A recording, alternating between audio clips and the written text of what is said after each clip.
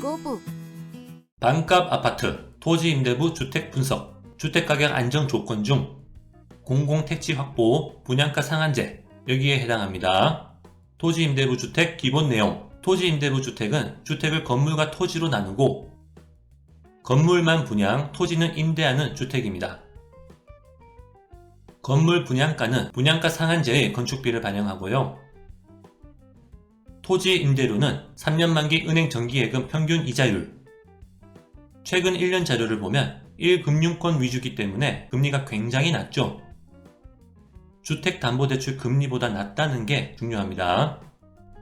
그리고 2년마다 갱신, 이건 일반적인 내용이죠. 임대 기간은 40년이나 되죠. 토지 임대라는 단어가 크게 의미 없습니다. 좋아 보이죠? 입주자 선정은 어떻게 하나요? 공공분양입니다. 공공분양 일반 공급, 특별 공급, 이 동영상을 참고하세요.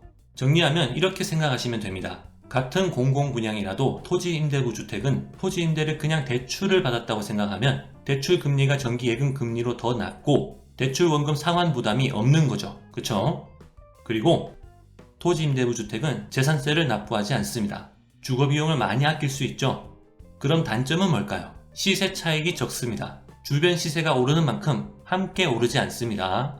하지만 실제 거주에 초점을 맞추면 주거비용을 크게 줄일 수 있는 장점이 많은 공급 방식이고요. 원래는 처음부터 매매, 전매를 허용하면 안 되는 공급 방식입니다. 공급 사례, 서울 서초 A5 블록 2011년 10월 입주자 모집.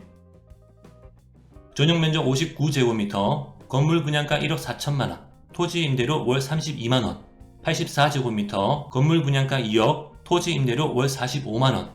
토지 임대료를 보증금으로 전환해서 임대료를 더 줄일 수 있는데요. 이 내용 생략할게요. 서울 강남 A4 블록 2012년 11월 입주자 모집. 전용 면적 74제곱미터, 건물 분양가 1억 9천만원, 토지 임대료 월 31만원, 84제곱미터, 건물 분양가 2억 2천만원, 토지 임대료 월 35만원. 이 당시에도 매우 저렴한 가격이었어요. 그리고 3년 만기 은행 정기예금 평균 이자율은 계속 하락했죠. 2011년과 비교하면 35% 정도, 약 3분의 1 수준, 토지 임대부 주택의 토지 임대료도 약 3분의 1 수준으로 낮아졌을 거예요. 실수요자에게 매우 좋은 공급 방식이죠. 아쉬운 점은 이걸로 끝이에요. 토지 임대부 주택은 더 이상 공급되지 않았습니다. 심지어 토지 임대부 분양주택 공급 촉진을 위한 특별조치법, 법도 폐지해버립니다. 지금은 주택법 안에 조항으로 있어요. 부활.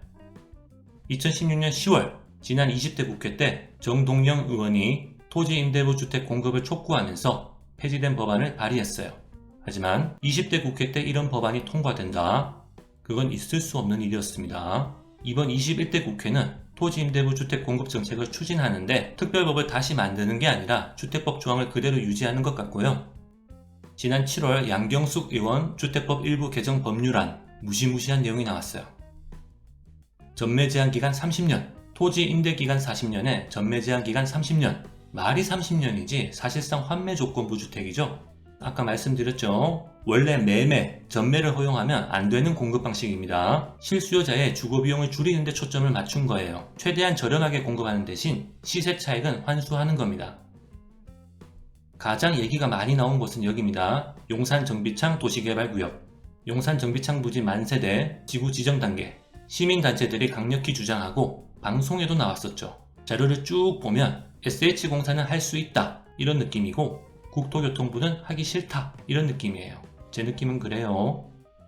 토지 임대료 수준이 너무 낮기 때문이라면 기준을 바꿔서라도 추진했으면 좋겠습니다. 제 생각은 그래요. 쟁점, 토지 임대 기간 40년이 지나면 어떻게 되나요? 연장 가능합니다. 주택법 제78조 토지 임대부 분양주택의 토지에 관한 임대차 관계. 임대차 기간은 40년 이내로 한다. 40년이고요. 소유자의 75% 이상이 계약 갱신을 청구하면 40년 범위에서 갱신할 수 있다. 마찬가지로 40년이겠죠. 재건축할 수 있나요? 가능은 합니다. 주택법 제79조 토지임대부 분양주택의 재건축할 수 있다. 토지 소유자는 정당한 사유 없이 이를 거부할 수 없다. 정당한 사유 없이 단서가 있지만 안전진단 결과가 나오면 문제없다고 봐야죠. 주의할 점은 안 한다는 뜻이에요. 마무리. 3기 신도시 포함 경기도 공공주택 공급 계획 많아요, 많아.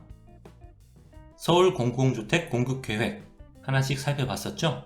공공분양은 토지임대부 주택 비율이 높으면 좋겠습니다. 이제는 공공기관이 땅 장사에 집중하지 말고 주거비용을 낮추는데 초점을 맞췄으면 좋겠어요. 시세 차익을 원하는 분들은 공공분양 대신 민간분양을 받으세요. 이상 거북이었습니다.